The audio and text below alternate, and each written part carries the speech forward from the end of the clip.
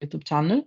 So if you do not wish to appear in the recording, you can just keep your camera turned off and not take the floor.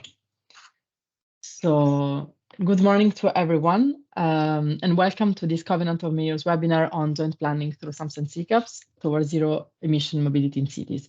This webinar is the fifth and last webinar of the series we started in 2022 about policy options to reduce emissions from transport that we organized together with partners of the Covenant Coalition of the Willing on Sustainable Mobility, a group of organizations with networks with expertise on sustainable transport that decided to help us develop and conceptualize this webinar series and to bring examples, inspiration, useful projects, and useful resources on how to reduce emissions from mobility closer to the Covenant of Mayors community. I will just start with some housekeeping information that I'm sure all of you know, but I will just ask all participants to keep your microphones off during the presentation. You can put your camera on if you have a stable connection. That's completely up to you. As I said, if you do not want to appear in the recording, do not turn on your camera. We will give you the floor during the Q&A session. You can both use the button raise hand to take the floor and to ask your question, or you can write them in the chat box at any time during the presentations, and then we'll take them to the speakers during the Q&A. And as I said, this meeting will be recorded and made available on the Covenant of Mayors library. In the agenda today, we will start with a very quick introduction by myself about the context in which we are meeting. Then we will have two scene setters on the SUMP approach to planning, how to effectively decarbonize the mobility sector in cities thanks to the SUMP approach by Neri Di Volo and Alan O'Brien from the JASPERS program of the European Investment Bank. And then we will have local examples. So we'll start with a presentation from the Metropolitan city of Bologna. Bologna has approved its SUMP in 2019, setting concrete CO2 reduction targets for mobility-related emissions by 2030. And it has also developed the SUMP and the SECAP, so the SUMP and the Covenant of Mayors Action Plan in parallel, and ensuring coordination between the two teams. So this is the example we wanted to bring, and Alessandro Del Piano is here with us today to guide you through their work. And then we'll have another example from the city of Budapest, which has adopted its SECAP. Sorry, I hear a background noise. I will just ask the colleague who has his microphone on to mute. Thank you. The city of Budapest has adopted its SECAP in 2021, and it has used it as a basis for the revision of the SUMP, putting more emphasis on the environmental aspects of the SUMP plan. And BKK, which is a transport company of the city of Budapest, has set up cross-sectoral collaborative structures and investment in internal capacity building within their team. And we have here today Tunde Heinel, and who is going to guide us through this work through our presentation, and our colleague Gergely Kofran, who is with us in the audience. We will then have some time for a moderated discussion and Q&A. So that's the moment where, if you write questions in the chat, we can take them, or the moment where we will ask you to raise your hand. And that will be moderated by my colleague Arianna Merico from Eurocities. If you have any questions or connection problems, write them in the chat. We'll try to help you while we go forward. So the coalition of the Willing on Sustainable Transport is part of the capacity building work of the Covenant of Mayors. And as I was mentioning, we decided to set up this group of expert organizations in the field a couple of years ago to learn actually about their work and understand how their expertise could be brought closer to the Covenant of Mayors community. We decided to come up with this webinar series on policy options to reduce emissions from transport, and we are currently finalizing a small publication, a structural summary, the same that we already have for other topics in the Covenant of Mayors library. So we have one on energy poverty and one on community energy, about tools, initiatives, projects that are useful for Covenant cities when revising their SECAPs or when thinking about how to reduce emissions from the transport sector in their action plans. And transport is one of the key sectors in the Covenant SECAP process, as you all know. It accounts for a big share of the energy consumption in baseline emissions inventories, and those are data that you can find in the reports that the Joint Research Center is publishing every year, analyzing the data provided by Covenant signatories, both in their baseline emission inventories and in their reports. And it's also part of the adaptation pillar and the energy poverty pillar of the covenant. So it has a great importance, and especially now that we look at becoming climate neutral by 2050 at the latest in the covenant context, but some cities are setting those targets for earlier. Reducing the emissions from the transport sector is going to be even more important for covenant cities. So the series of webinars that we organized since last year, they focused on different topics on public transport, urban logistics, active mobility, electric mobility, and you will find all the information and the recordings on our website. We organize them in partnership with networks and organizations part of the coalition. And the structural summary publication will be out very soon, bringing together in a very condensed way resources and useful examples. And we aim to present it and to have it ready for the Urban Mobility Days. So here I just wanted to put in a slide 3 key events that are upcoming that I would like you to remember. The first one are the Urban Mobility Days that are taking place 4th to 6th of October in Sevilla. Where lots of, the urban mobility community is gathering. It brings together local authorities, industry, urban transport practitioners with just specific focus this year on transport skills, because 2023 is the European Year of Skills. In Brussels, on 25th of October, there will be the Covenant of Mayors Investment Forum. It's an annual conference organized by CINEA, DG Energy and DG Clima, showcasing successful projects on financing energy efficiency, climate adaptation, and innovative energy planning, and initiatives for sustainable energy finance.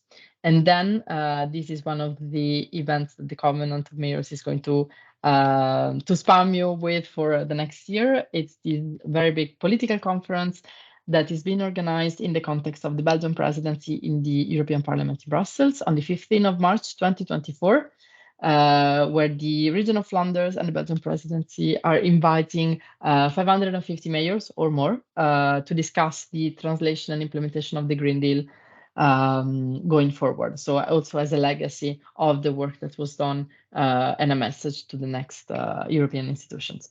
It will be a very important political event, and we hope to see many of your cities there. I don't want to take too much time. I think I already did. So I'm very happy now to introduce our first 2 speakers who are going to guide us through the SUMP approach to planning, Neri Di Volo and Alan O'Brien from the European Investment Bank. Neri, you can take control of the presentation.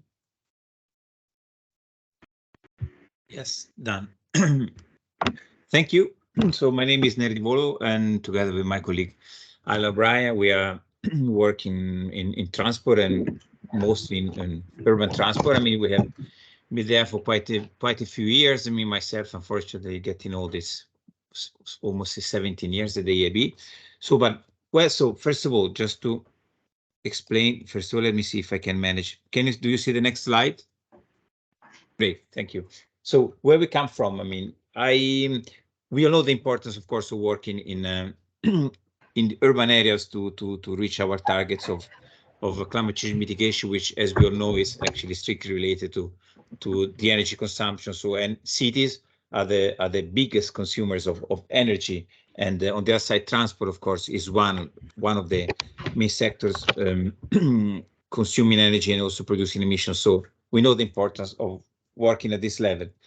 In addition to this, we as JASPERS and the EIB, where we come from, you know that in the 14-20 programming period, the Commission introduced requirements to do also what now is called the climate proofing. So we were asked to as one of our main missions to work on both on mitigation and adaptation for projects. And at the same time, the Commission also introduced strict requirements in planning, which was also one of the points where we have been insisting for the whole existence. And then in the recent years, the EIB has become the climate bank. So this means that everything we do has to be related with climate change, be it mitigation and be it adaptation. So this is a bit the background, which has, in inverted commas, forced us to work on the topic and become experts in the last 15 years.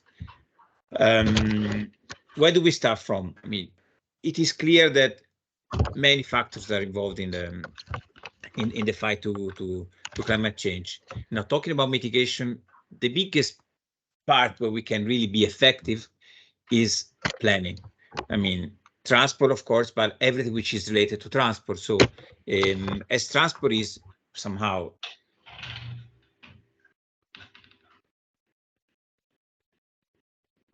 have been muted. I don't know why. Yeah, I don't know, but now we can hear you. Yeah, great. So transport is one of the main tools to make our society and our socioeconomic system work. But on the other side of transport is, of course, is the other way around, is the result of the activity. So in order to be effective, we have to look at transport as one of the of the parts of the system to achieve our targets. And so what are the main steps in order to achieve our objectives in terms of reduction in energy consumption, so reduction in emissions? First, of course, is what used to be called avoiding unnecessary traffic. I mean, now in a perspective of not limiting, of course, individual freedom, we can call it more optimizing. So we have to make people move whenever they want, but in a way which is optimizing in terms of consumption and so on. So as much as possible to use public transport rather than private car, or to give them the possibility to have a set of economic activities in their neighborhoods, so that they're not forced to use motorized modes to reach whatever they need to do. So they can walk, they can take bicycles. So this is the first, avoid/optimize. Second, of course, is what I was just saying, shift to more environmentally friendly modes. So replacing 100 cars with one bus or one tram is one of the main modes, or shifting, as I was saying, where it's possible to zero emission modes like bicycle walking, sorry, or to the extent that it's possible, shifting to electric mobility. And then, of course, then we go down to the icing on the cake, which is the project level, and then which is where we enhance everything by means of a concrete intervention. But of course, all these things can be taken into account only from the planning level, because it is where we can put into place all the measures which are needed to have a successful implementation of projects. Meaning, a simple project by itself will not be as successful as it should be if we do not accompany it with regulatory measures on private traffic, like low emission zones, regulatory measures on parking, and so and so. So these are all the complementary measures that are needed. Also, this is what is needed. Also, is all the organizational, institutional means to make this work. So agreements among cities about the fares for transport. I mean, creating maybe a single entity coordinating transport at a wider area, so that you can have a better coordination. So everything can only be taken into account at the planning level. And what we really like now, we have come across this to summarize this very simple graph, but it gives the idea. So yes, I think, shall we answer another questions later? As you want, this one, yeah. Of course, I mean, this is the steps, of course, are in a sequential order, because you start with planning. So you start with I've seen how you better organize your city and your activities in order to optimize or avoid trips. Then you do whatever you can to shift by means of your planning users to public transport and other modes. And then, of course, you implement project which will unlock the potential described before. So it's in this order, but it's more or less it's an iterative process. So it's not that you stop at step 3. You go back to step 1 and you check what you have done, and you keep on implementing that.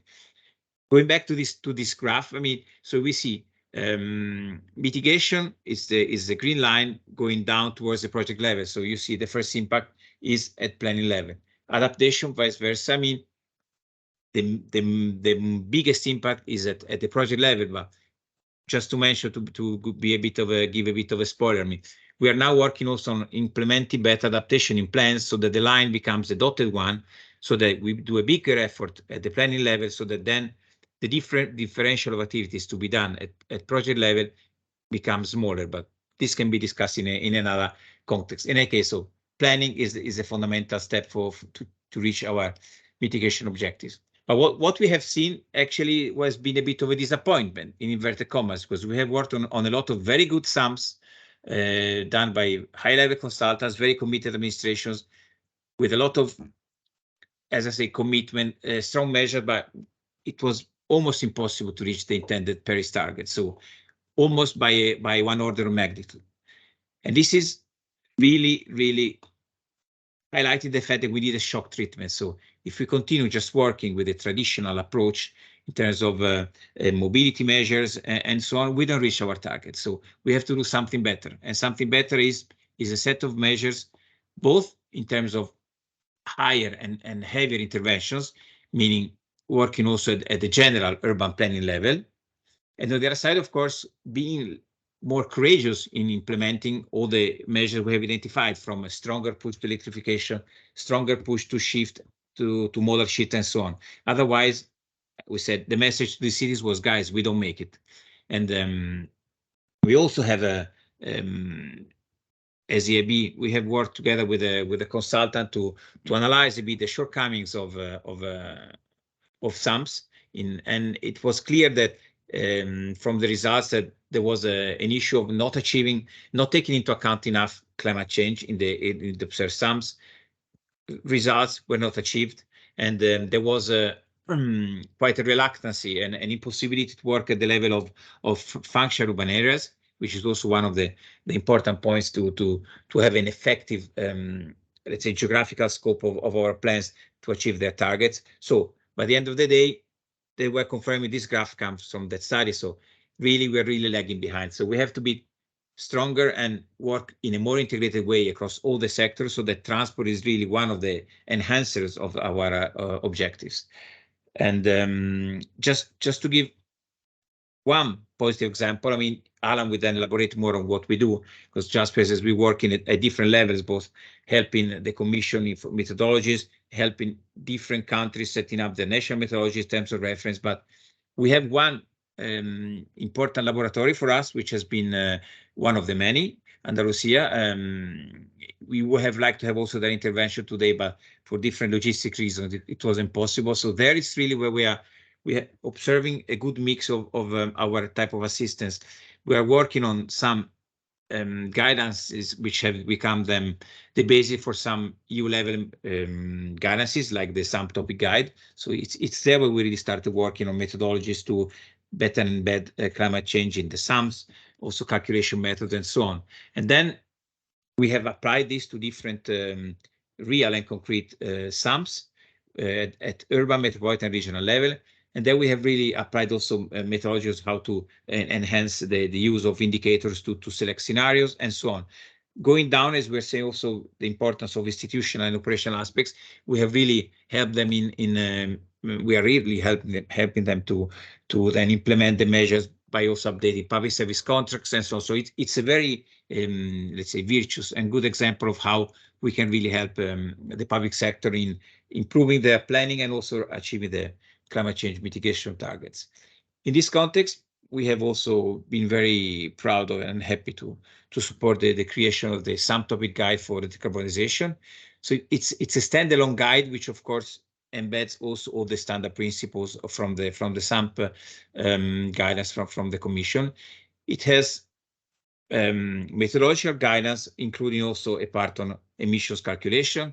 It has concrete methodological recommendations on taken also from some virtuous examples from across Europe on how to implement measures and to achieve objectives, and a few practical tools, including some list of measures which can help enhancing, of course, these objectives, but always making it clear that it's not an individual measure that makes it. It's a holistic approach. It's a group of measures that allows us to achieve the targets. Final. One important point that we highlighted in the guidance is that the traditional approach coming from CBA in terms of calculations of benefits and let's say emissions had to be dropped. So traditionally we compare two future scenarios, the tangential and the project or plan scenario. But given the fact that now we have to compare our results with the Paris targets, now we have introduced an additional indicator, which is the difference between the plan scenario emissions and the current absolute emissions, so that our indicator is not anymore a comparison between two hypothetical future scenarios, but it's just the difference between future calculated emissions and where we stand now. And this is the main comparable indicator towards our Paris objectives. Finally, I mean, also we want to give an example of how to calculate emissions. I mean, this comes from the very simple and robust methodology is derived from the EV carbon footprint manual, and we just want to show it to give the idea that the issue is not how to calculate emissions, which is a relatively straightforward exercise. So it's basically a few multiplications, additions, and subtractions. The issue is where we take the data from, where we establish the boundaries, and so on. So this is where we have identified the critical issue. So it's not the calculation method per se.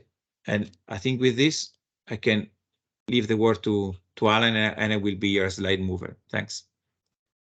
Thanks, Neri. Thanks. Yeah, no, I just have a few slides here just to talk about some of the kind of practical issues around taking the output from a SUMP and incorporating that into development of a SECAP, because I mean, in one sense, they're fairly similar objectives around climate change and mitigation, but they kind of look at it from fairly different ways. And they're not directly, they can't be directly translated from one to the next, and they operate at different levels as well. So maybe just to kind of elaborate on that, I mean, if we were to look at a SUMP and the process for a SUMP, you know, it's very focused on public participation. It has a number of objectives beyond environment. It talks about things like the quality of urban space, economy, safety, accessibility, all these different things. And climate is something that was, I suppose, when the first version of the SUMP guidelines was developed, you know, climate wasn't it wasn't as driven an objective as it is today. So we've seen over the last 5 years this really come to the top of the pile in terms of what we're looking at. But I think, you know, being driven by public participation is very much a vision. You know, SUMPs are developed for very much the long term. And this is, you know, this is very powerful in terms of the involvement of stakeholders, but it also introduces a number of challenges as well. And I suppose the SUMP is it's related not only to the SECAP, but a whole other range of planning activities, some of which are statutory, such as the local area plans, municipal plans. They have a legal basis. They don't tend to be such long term, and some of which are strategic, you know, such as the adaptation strategies, smart city strategies, and so on. The big game changer for us over the last few years in the development of SUMPs was the National Energy and Climate Plans, which were first developed in 2018, I think it was. And these obviously came from the Paris Agreement. So essentially the Paris Agreement had a number of signatures. The European Union was one signature for that. And then through the effort sharing regulation, this was allocated into a percentage reduction in carbon for each member state. Then the National Energy and Climate Plan was the member states' plan for actually achieving that carbon reduction. And in some cases, this is presented by sector. In some cases, it's not.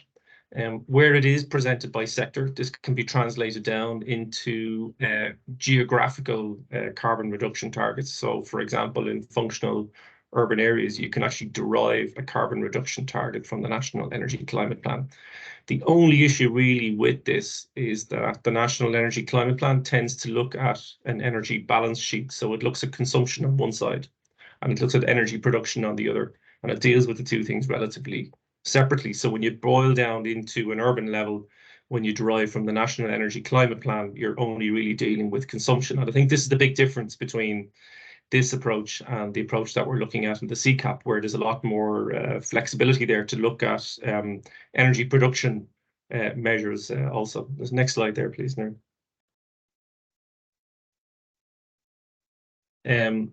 But ultimately, the SUMP is a sector-focused focus on mobility.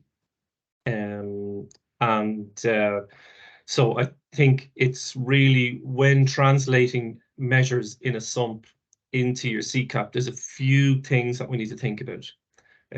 First of all, has there been some preliminary assessment of the viability of measures that are in the SUMP. So whether it's technical feasibility, economic feasibility, environmental impact, affordability, funding, and so on. And I think through all the work we've done on SUMP, this is probably one of the things we do come across quite a bit in terms of very significant measures landing in a SUMP that may stay at a planning stage for many decades, because really when you come to implement them, it can be quite difficult to get them implemented. And good practice in a SUMP now is to do some sort of preliminary assessment of these to see how viable they really are. And I think when translating measures from a SUMP, it's always worth just asking that question.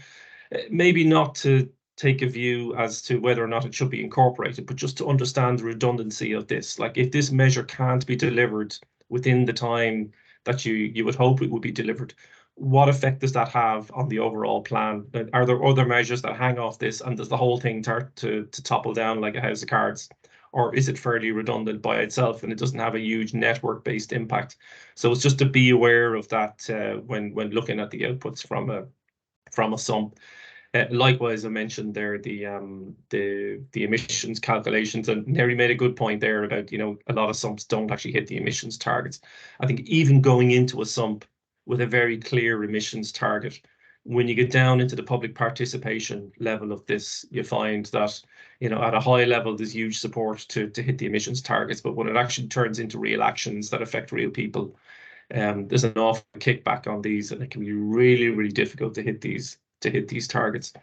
The other point really around the SUMP is that, especially as we move into e-mobility, we were in a situation up to recently, before the kind of growth in e-mobility, that mobility transport sector measures were mainly transport sector. They didn't really cross over so much into other sectors. They were fairly defined projects. It was easy to understand them and understand the scope and the breadth of them. I'll just move to the next slide there, Neri, give an example of this. I mean, there's down to now. That's it there, yeah. So a very popular measure at the moment is electrifying buses, urban fleets. And if you start to think about the different arms of a project like this, you're looking at power generation, you're looking at the capacity of the grid in the vicinity of the charging points, not just the charging points themselves or the substations, but the ability of the grid to actually deliver charging into this area. And this is something like the grids have been developed in a way recently, historically they've been developed in a particular way that reflects energy consumption. This is all changing. There's a planning framework. How do we actually get chargers on the street? We have a completely new system of training, totally different maintenance activities taking place, and then a whole different operational plan. So all these things kind of flow from an e-bus fleet. Now, I suppose the idea of the SUMP is that it looks at all these different things, and it can conclude on a particular measure within the SUMP that has taken all these things into account.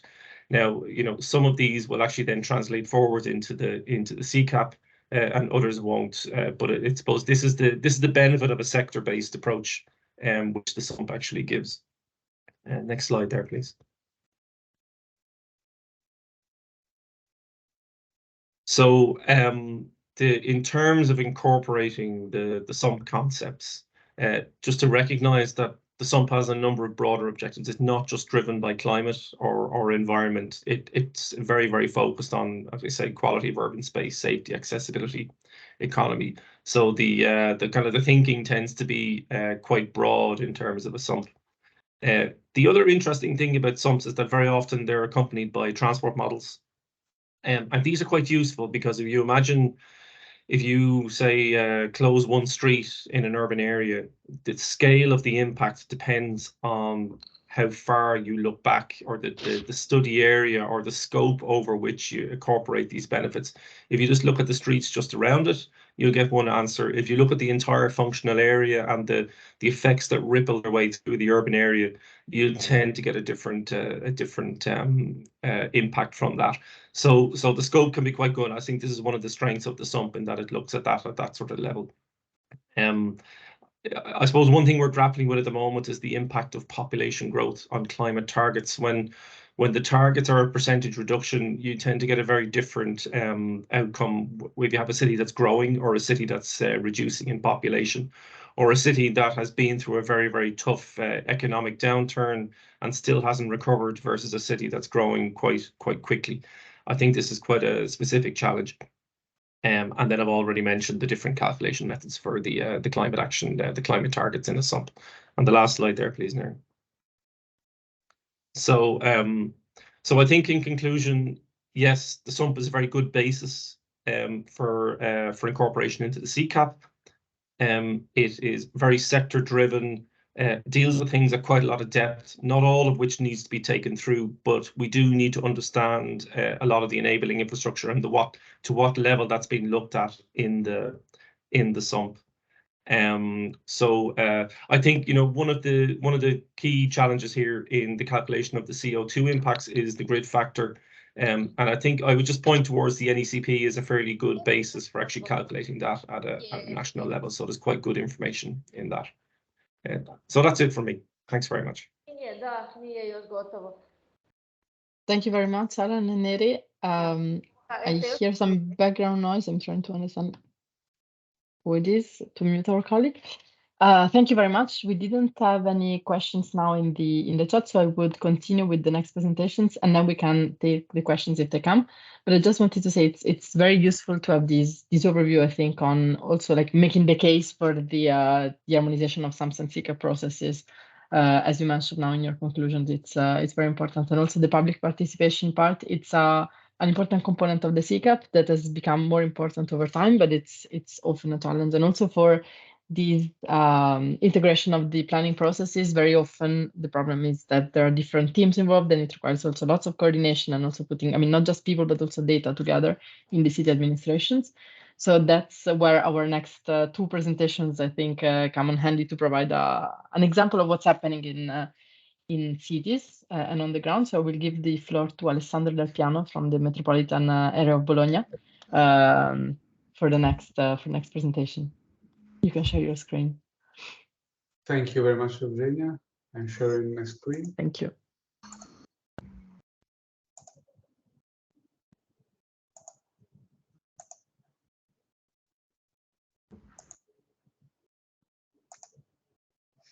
Let me know if everything's works. It's perfect. Yes. Okay, thank you.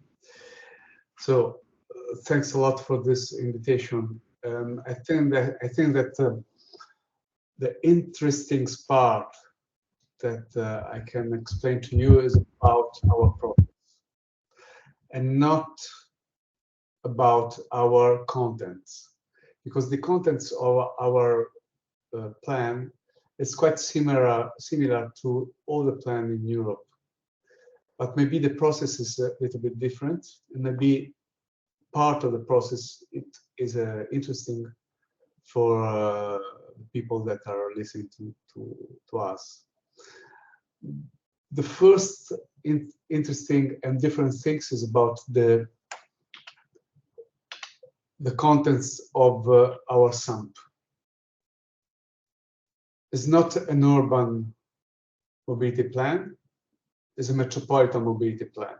What does it mean, metropolitan? Metropolitan means in our country, but also in our theory, metropolitan means a large part of our region. Not only the central part of the city, but also the countryside part and the territorial part with mountains and plain. Our metropolitan city is composed by 55 municipalities. And the metropolitan city of Bologna is in the region of Emilia-Romagna, one of the 20 regions of our country. And this is a plan, the SUMP is a plan that the government decided that for the metropolitan city is the Metropolitan Council that has to do it. This is quite a regional decision, especially in Italy, but not only in Italy. Because normally the institution that do the SUMP is the city, the main city, with at least some municipalities and around the cities, the main cities. Not in our case in Italy. The SUMP must be done, from the Metropolitan Council. In this case, from the Metropolitan Council that has 55 municipalities. So maybe this is the real context where the mobility happened. Because in my opinion, when the SUMP are only around the main city or some main city and some municipalities around the city is not the right scale. It is not a SUMP with enough contents inside. Bologna is in the middle of Italy, in the middle of the north of Italy, but the problem is that Bologna is the middle of the Pianura Padana. This is one of the worst and high polluted territory in Europe. And our SUMP had to deal with a lot of crisis that comes from the climate change. Maybe you know that last May in our region, we had one of the 5 most terrible climate change events in the world of this year. And our main aim is just to deal with the climate change. But what is the first resources that we have, the first natural resources that we have to fight the climate change? It is the soil. If we want to fight the climate change, first of all, we have to preserve the natural resource that we have. Then we have to change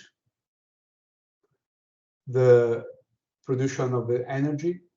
We have to change our buildings. We have to change a lot of things. Maybe we have to change our way to live.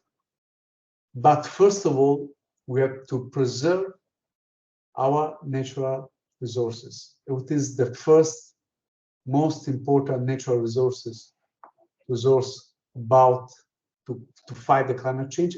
It is the soil, because the soil absorbs CO2, because the soil contains water, because the soil gives to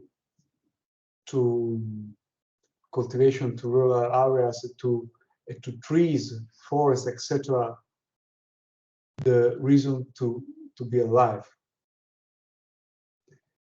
So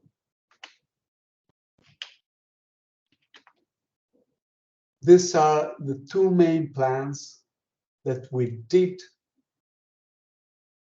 to fight the climate change.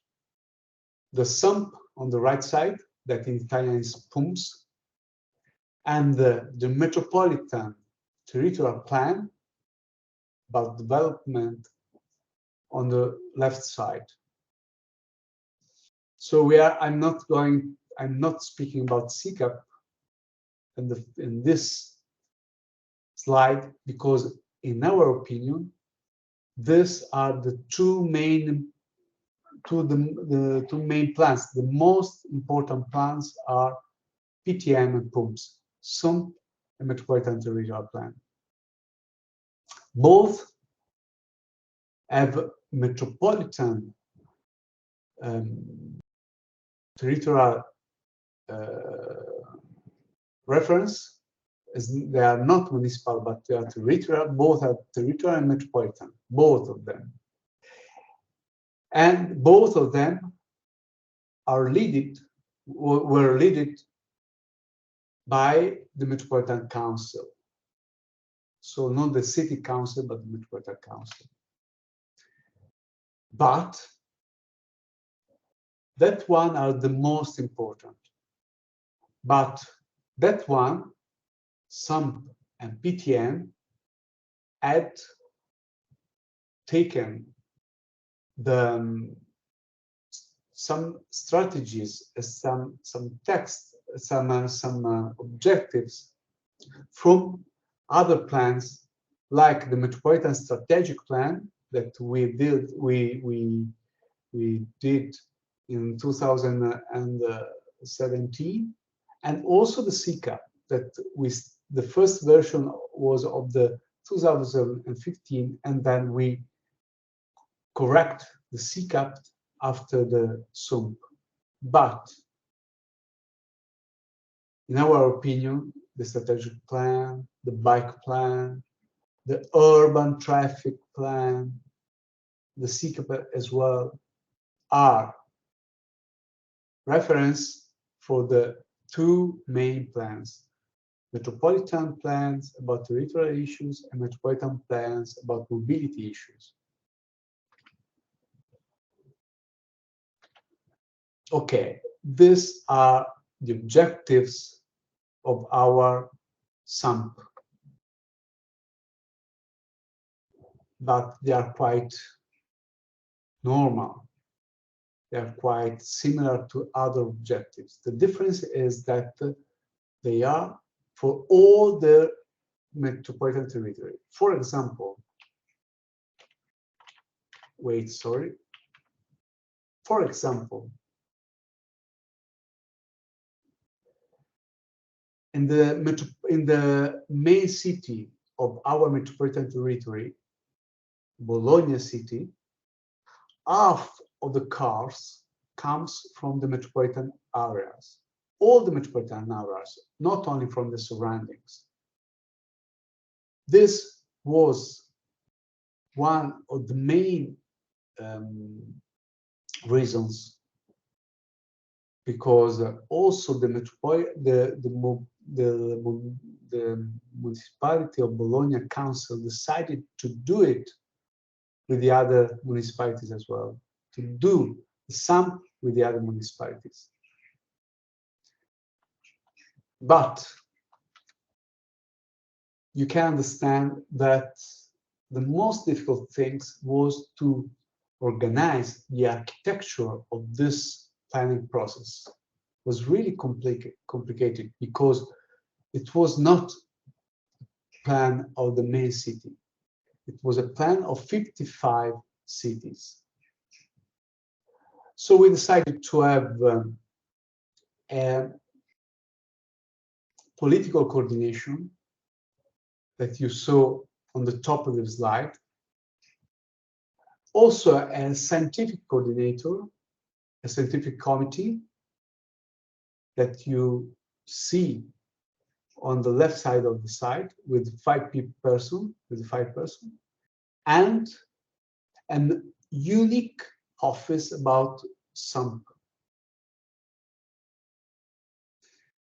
Unique office with all of 55 municipalities.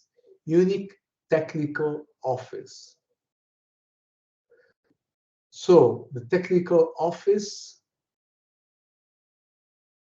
had the aim to do the SUMP, and the scientific steering committee had the aim to deal with the political level, to have from the political level the enough attention to the general objectives. Because the problem is always that there is not enough attention from the political level to the objectives, even if there is, when we have a general objective. For example, reduce the emission of CO2. These are general objectives. It's not a specific objectives. And so a lot of mayors were not really interested in that. But the scientific committee helped us very much to help the political committee and the mayors to have enough attention to the plan. We did a lot of meetings, of course, with normal people, with institutions, almost, and we had a lot of meetings with different kind of associations. But remember, all of the meetings was about all the territory. Also with the territory, with the cities with only some hundreds of inhabitants, not more.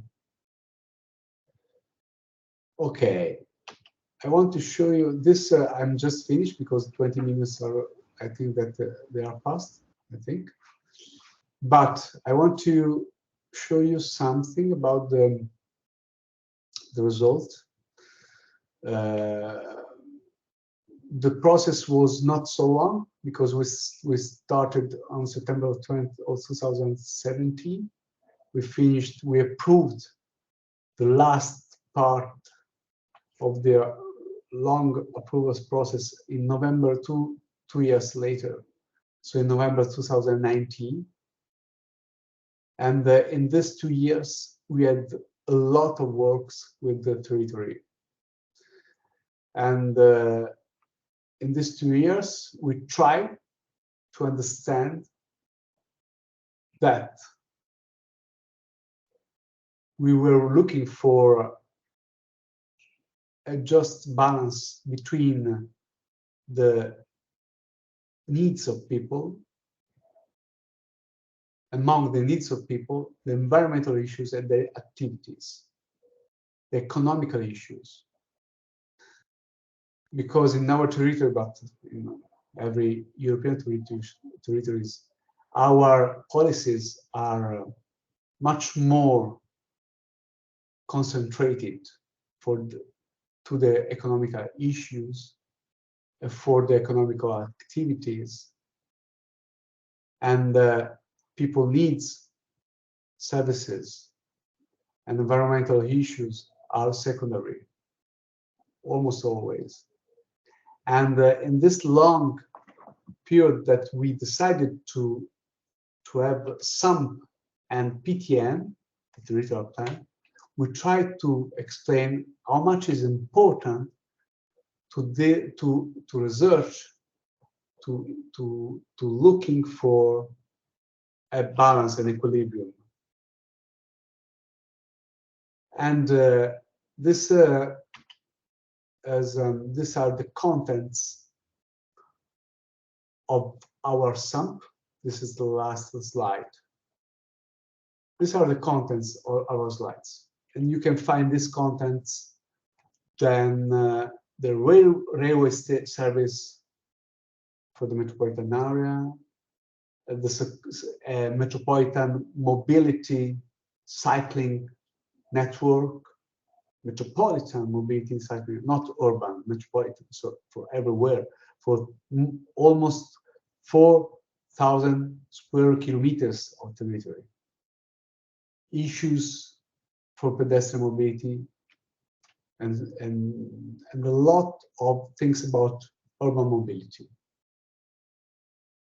Included, for example, stop to new roads.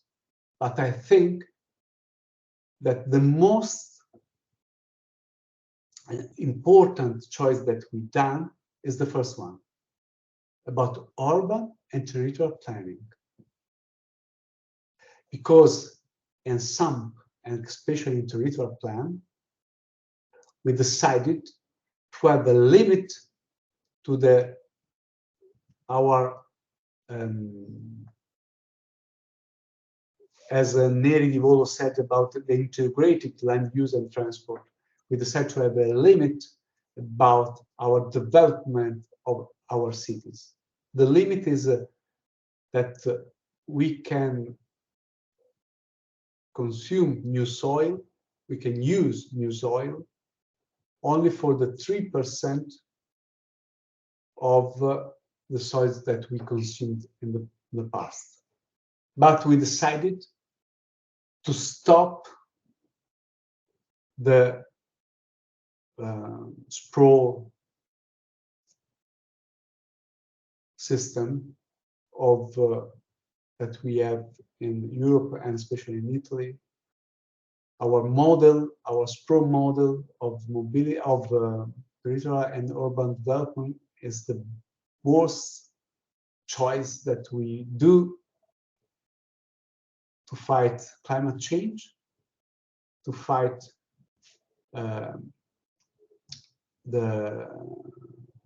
to preserve the resources, natural resources of our territory.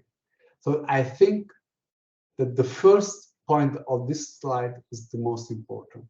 And this kind of choice, this choice about our development that is not more about new use of soil, but is only about regeneration of our urban cities, is it for all the metropolitan area, for all the 55 municipalities, and it works, it has been working since 2020, and it works. It really works. Now, in our area, we have a very different kind to deal our development about urban and territorial city. Thank you very much. Thank you, Alessandro, for this metropolitan perspective and also for the mention on the land use point, which is definitely very important. I think also shared by, I mean, many other cities that are living with urban sprawl. And I guess then this also leads you to, I mean, when you do your planning, also align with the climate adaptation objectives and of the city of Bologna. I mean, the city of Bologna, but then I guess there is also a metropolitan plan for climate adaptation. We can go to the questions later on, so I would ask participants to add them in the chat if they have them, and I will now pass the floor to Tunde for a presentation from the city of Budapest. I will start sharing again the presentation, so then you can then change your slides using Take Control. Let me know when you see it. Yeah, can we just go further to my presentation? So hi, Yes. everyone. Yeah, this one. Here we come. Welcome everyone from Budapest. My name is Tunde Hajna, and I'm a mobility expert of BKK Center for Budapest Transport, and Mr. Gergely Kofrán is still with us, and he's a mobility manager and also the leader of our SUMP planning team. Today, we would like to present you SUMP planning of Budapest from the aspect of climate consciousness. And a little bit about the history. The SUMP of Budapest started to form more than 10 years ago with the revision of formal transport strategy of Budapest. The first sustainable urban mobility plan of the Hungarian capital, it was called Balázs Mór Plan, and it was adopted in 2015. It was only about the strategic goals and the basic measures. That was the first cycle. And the second cycle was finished in 2019, when the development of an investment program was also adopted with the plan. In both planning cycles, the design was carried out by an external contractor.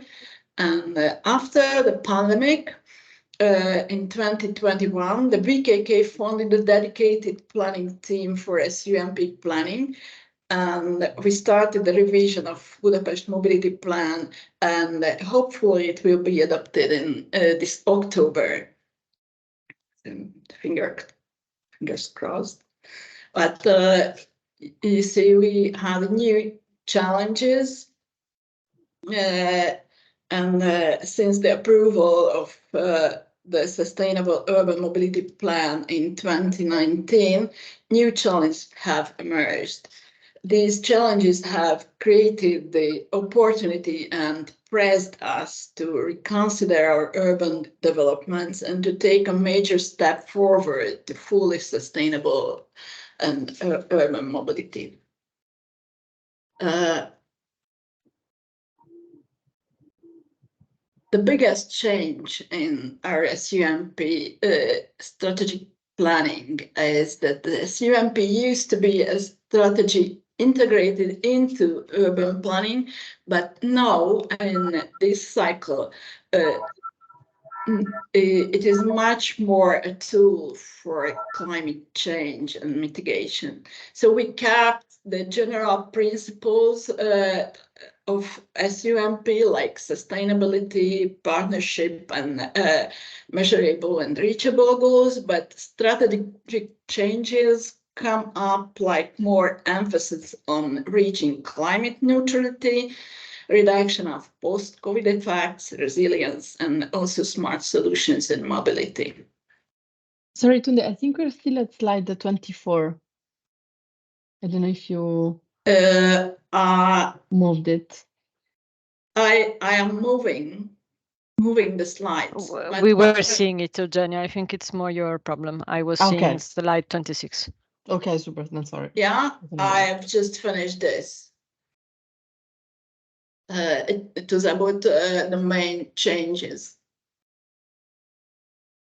And it's a framework of the different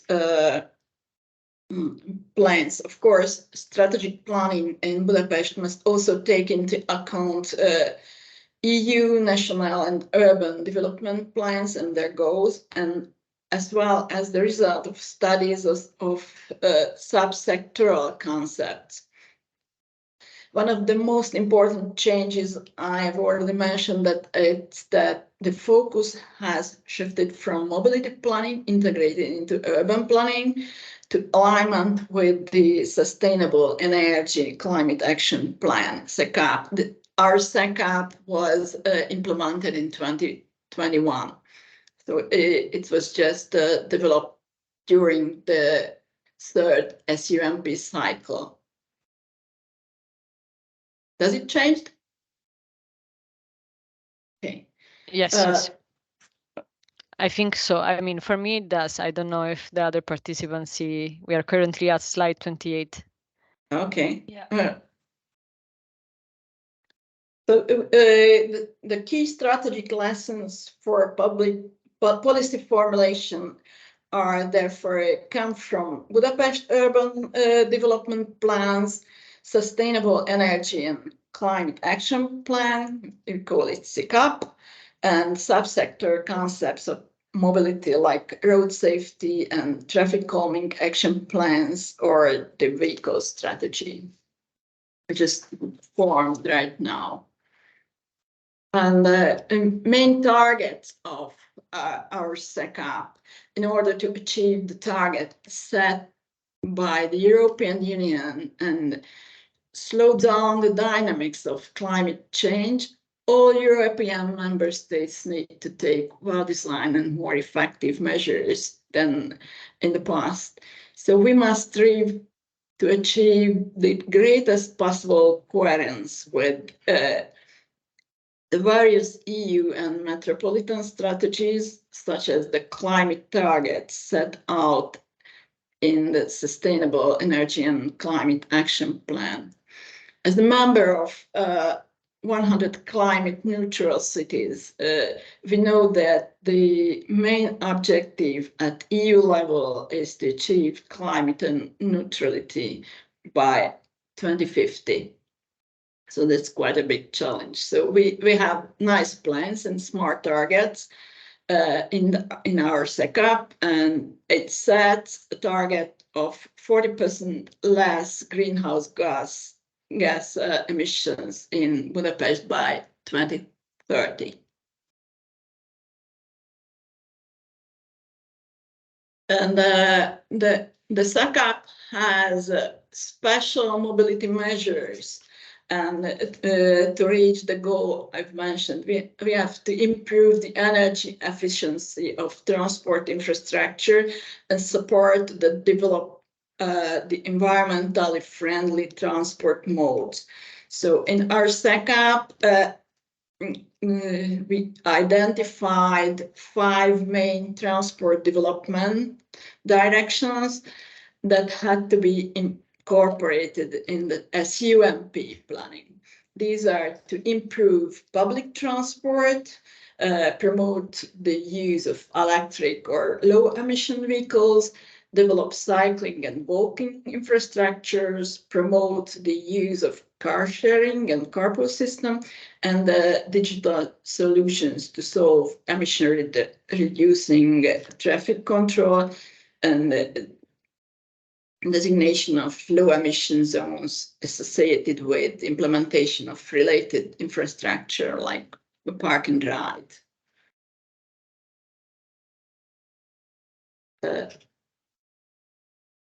BKK's shaping a modal split contribute these SECAP goals and also climate neutrality. Here you can see the modal split, which doesn't really change since the first SUMP was adopted, but it was more challenging to prove that it works. When we measure our modal split, it doesn't really show that we are just going on the right way. So it's always very, very difficult to prove the effectiveness of the measures we set. So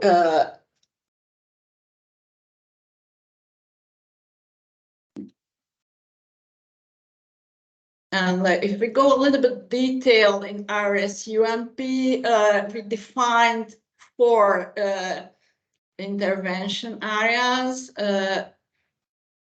The first one is improving connection, and these are the operative objectives to improve infrastructures like livable public spaces, integrated network development, and interoperable regional systems, comfortable intermodal points. And the second intervention area, according with the SECAP and SUMP, is about attractive vehicles.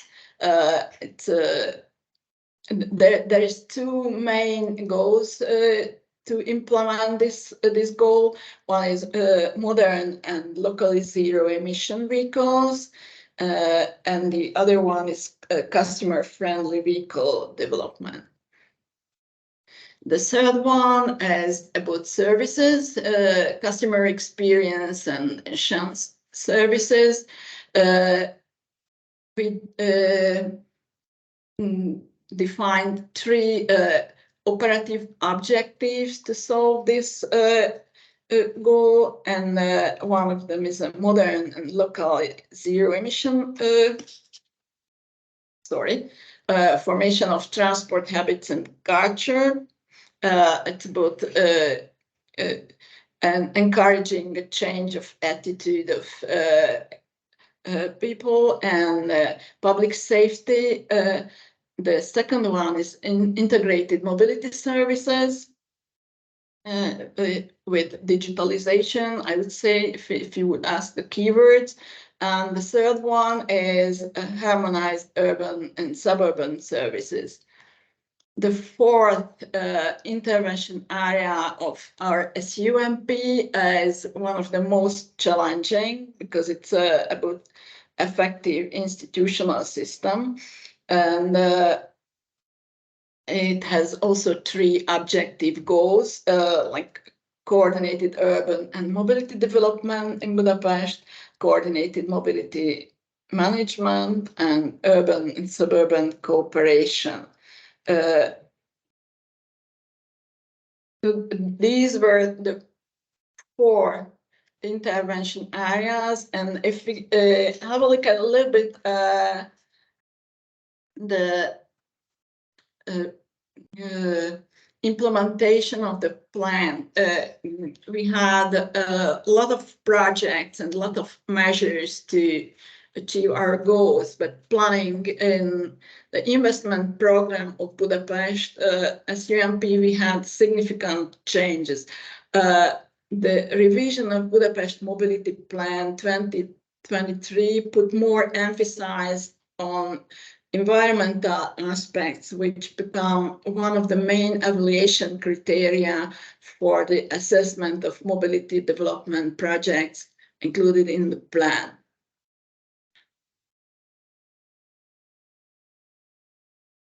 The mobility plan is a tool to solve climate-sensitive problems to reach the main goals of the SECAP, and it provides mobility answers for part of the SECAP problems. Not for all, but we can do our best on the mobility field.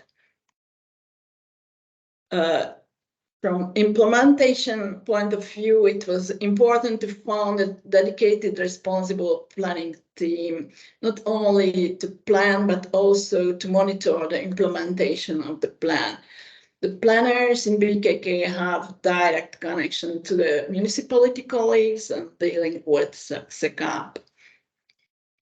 Another important cornerstone of the plan's implementation is that BKK's corporate strategic goals are derived from SUMP's objectives, and that's very important, I think. So thank you very much for your attention. I tried to grab the time, but it was a little bit exciting for me. Yes, thank you, Tunde. Yeah, you're perfectly on time. Thank you very much for this overview. I will now give the floor to my colleague Arianna for the discussion, and also invite actually all our participants to raise your hand if you want to ask a question directly, or to write it in the chat. I already have a request for the slides. Yes, they will be shared with you by email in the next couple of days, so you can also go more in depth into the slides presented by Tunde now, Alessandro, and our colleagues from the EIB. And you will also receive all the links then to the documents that they mentioned here, their planning documents. So Arianna, Good. if you want to start the discussion. Sure. So maybe first a couple of questions for the colleagues from EIB.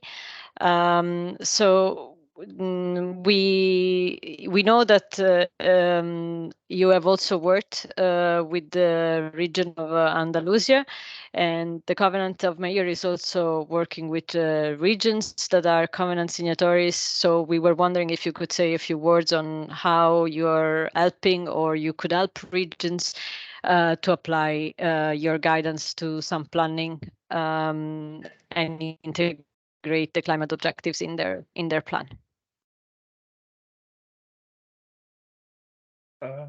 Alan, you there? Shall I say something, or?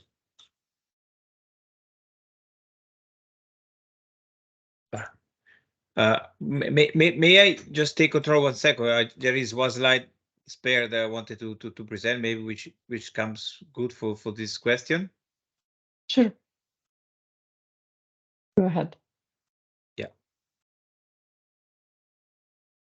It's not working. I cannot take control. Okay, never mind. It was just the final slide of our presentation. I will go back to your presentation, and you can let me know where to stop. Yeah. In case, just to start talking, because I'm not sure where Alan is. So no, thanks for the question. I mean, our support. I mean, of course, Jasper's support is free of charge in in regions where let's say eligible for your funding. So that's the first important message. And we work as a support to the local administrations when they want to develop a SUMP or a strategic plan and so on. So we help them in apply methodology, starting from support to the preparation of terms of reference, and then the dialogue with the consultants in reviewing so their deliverables. So I say we are not alternative to consultants. So we just help administrations in making better use of consultants and so on.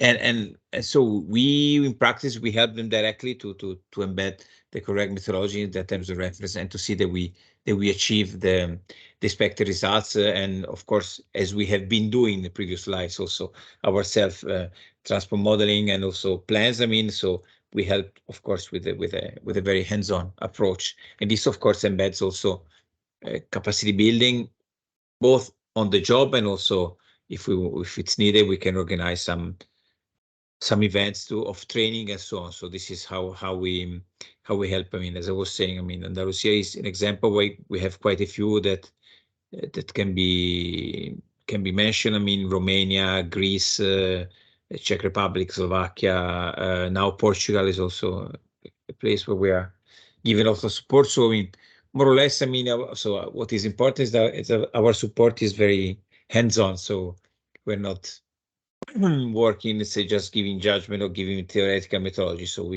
but I said it's important. We are some kind of plug-in to the administration. So we have them working well with consultants. So we are not consultants, and we need, of course, good consultants to do that the concrete job. I mean, so now there was a slide where we were showing the different types of assistance that Jaspers gives. Okay, okay, you gave me the right. Thanks a lot. But I mean, in synthesis, it is what I was saying. Just yeah. So you see, this is this one, more or less where we are working. Can you see that? Yeah, the slide 12. So this is the regions where we have been working mainly in the past years and the type of support. So we go from guidelines to capacity building to supporting plans in concrete. But yeah, the message is what I was saying before. I don't know if I hope it's clear. Please let me know. Yes, there is one question that was just posted in the chat. So thanks for the run through on your experience. Do you see any specific challenges with transport models or specific recommendations for their functionality when considering typical SUMP policies, energy transition and resilience? Well, of course, I mean, for us, I mean, traffic modeling is very important to have the data for the elaborations of the current, but particularly for the future scenarios, because one of the most important roles in traffic modeling that we see is actually how to elaborate the future territorial socioeconomic changes, which will be then the drivers for future demand. So for us, I mean, if we're working on real metropolitan areas, so they can afford having a proper traffic model with 4 stages, stage 1 and 2, so the generation of demand, so the changes in the structure for us is a very fundamental drive for the analysis. And then, of course, so all the main indicators, especially for a model shift, and then also for congestion and so on, are fundamental for us to have a good samples, also to elaborate indicators also on climate change. And depending if we have some more microscopic area planning, we also recommend maybe if the case, the use of micro simulators that can better simulate stop and go and so on. But I mean, the point is that there is let's say an 80% of the transport phenomena that can be somehow, in inverted commas, easily modeled.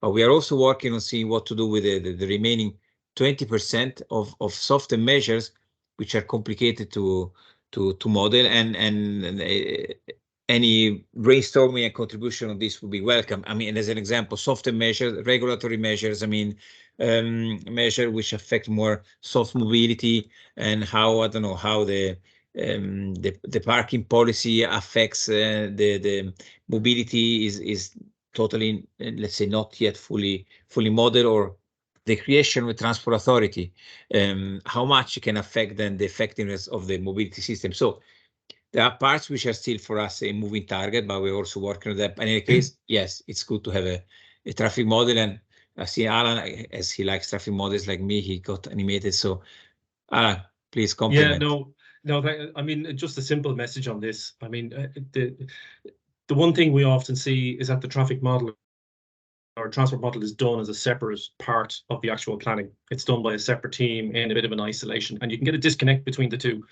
Because the most important thing before you start even preparing a transport model is, first of all, don't make it any more complicated than it needs to be. This has been the death of many transport models, where when they're given to the cities or the countries, the regions, in the end, they can't operate them because they're too complex. So you don't make it as complex, any more complex than it needs to be, and just have a good understanding of the sorts of measures that need to be tested. You know, if we need to take account of electric vehicles, then you need to add a parameter in there for electric vehicles. You know, so it's have a really good clear of the sort of measures that need to be tested through the transport model before actually specifying it, and always make sure it's an integrated team. You know, don't do it separately. You know, because otherwise you just tend to get a disconnect between the two. Thanks, Alan. And I have to say, I mean, if I can continue, thanks a lot to the question from the Latvian colleague. It was actually something which I wanted to mention, and then it somehow slipped out of my mind, because we also have a specific study as an example, which we did on a Metropolitan SUMP in Andalusia, but then we have extended it. So all the inclusion of social and gender aspects in transport, and in particular in planning. So yeah, this is a fundamental topic. Let's say gender and social aspects. Gender, I mean, I was doing the final speech at this workshop on this in Madrid last week. I mean, it's fundamental how really our transport system can be designed in a way that any user can use it. I mean, let's think about let's say the most simple, let's say, example. There are certain areas where women or young people cannot really take public transport because of the way it is designed, because of the lack of lighting and so on. And I mean, you can see, I mean, I live in Vienna, where we really have a very high level design of the public transport path, and also the stops are located in an appropriate way. So you see there is a study. So I'm not worried of sending my young daughters on their own public transport. In some other places, it's a bit more complicated. So this is, I mean, I'm making it very simple. You can read the report. I mean, this is treated in a more, let's say, professional way, but this is the message. And on the other side, social aspects, this is a bit easier for me to explain. I mean, as we were presenting before, in order to achieve the climate change targets, I mean, we have to do very heavy measures, very heavy interventions. Simply think as an example of electrification. I mean, and what happens to them? To the middle classes, to a person that is bound to use his old car to go to work in the industry sector at 4 a.m. I mean, he doesn't have any alternatives. And if we impose that everything will have to be electrified, I mean, we have to think of what will be the impact on this person. And this is one of the cases maybe when the really lowest social levels maybe will not be affected, will be even maybe affected positively, because we give a higher push to public transport, which is by definition their means of transport. But what happens to some other classes? So now our measures have to be strongly analyzed also in terms of what is the social impact, and not forget, of course, public participation. But this is already more embedded in the process. But really, thorough social and gender analysis is becoming fundamental, and we are beginning to see how we can really, it can be embedded into practice. I mean, we have this very nice study that I think we can share. So I will check, and yeah, I will let people know. But thanks a lot for the question. Thank you, Neri, and thank you also from the colleagues putting questions in the chat. There is also one question about the rural context. So I don't know if maybe Alessandro, you mentioned that in your metropolitan areas there are also very small realities, and I don't know if there is also a connection with the rural aspect there. I don't know if you want to chip in on that. Otherwise, we can also ask the question to the EIB colleagues. Yes.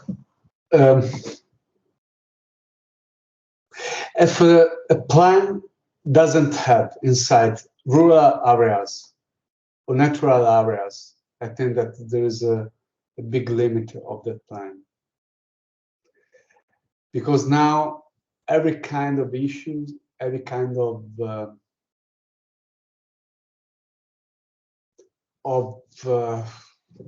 natural and artificial process invest a lot of territory. For example, maybe someone of you has seen what happened in May in our territory, the floods, the landslides, almost 25,000 kilometers of territory were interested of this kind of floods and landslides, thousands of landslides in only half day. And the reason of that is climate change, but also what happened in rural and urban area linking together. In our plan, we decided that in the rural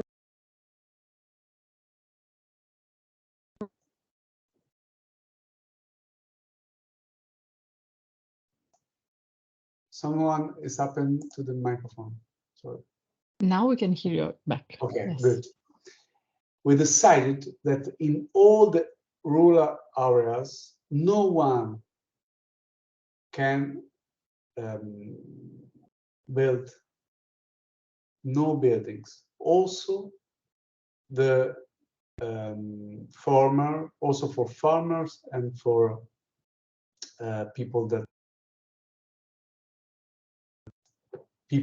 works on the agriculture.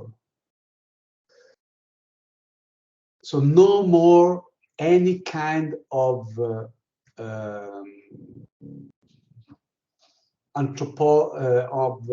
no more any kind of urban sprawl and use of land and every kind of new urbanization, also very small urbanization, except inside of actual cities.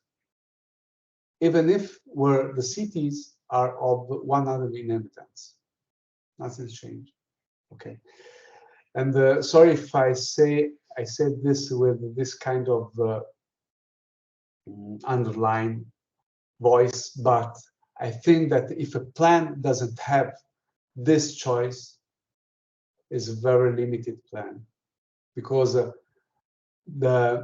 plan is too weak. Our plan are too weak for the future. Thank you, Alessandro. No strong plan. I'm sorry, but I have an appointment at 12:30, and I have to say hello to you. Thank you for being with us. And Bye. I think we are anyway reaching the closing. I see there is a question from Robert from the Commission. Yes, hello Ariana and hello colleagues.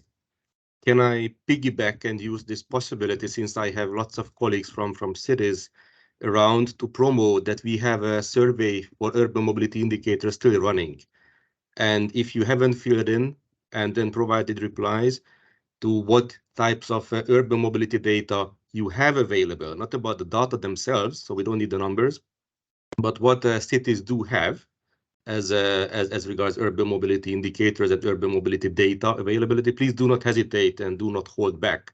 Send whatever you have and whatever you are aware of. Even if you don't have, that's not having is also very, very important feedback to us. And I will put in the chat the link to the survey. Of what I would like to add, that the survey is for urban nodes only. So if your city is an urban node, then this is the survey for you, because this will be feeding into our work on the TEN-T obligations, so the requirements on data collection and reporting to urban nodes as soon as the TEN-T regulation is adopted and enters into force early next year, what we hear here. And what I'm asked as well to convey that please do not forget to add your city and member state. So we need to know where you're coming from. There is nothing, we will not use the information against you, but to understand what is available, please give us at least your member state or the city as well, if you have. So if you allow me, I wanted to use this 1 minute at the end of the very interesting session. I had many thanks for the possibility to join, to use also to share the link with the colleagues who are around. Thank you. Absolutely. Thank you very much for mentioning this, Robert. So I think I'm gonna hand back to Eugenia. Yes, thank you, Arianna. So we are closing. I don't know, Tunde, if you have like anything last that you would like to mention, just because you weren't given the floor in this discussion. You wrote in the chat that the accessibility and availability of public transport is also very important in the Budapest SUMP, and I think there are links in your presentation about that as well, that will be shared with participants. But in case you have anything burning you want to share, yeah, now would be the moment. Otherwise, I will just, proceed then to close the webinar. Thank you also, Robert. Yes, we will include then the link to the survey in the follow-up, also with a description of what is our urban nodes, because maybe colleagues in our Covenant community, they're more coming from the energy climate department, so like a bit more of context might be useful, and we can also support the dissemination of this survey before the deadline in the Covenant community.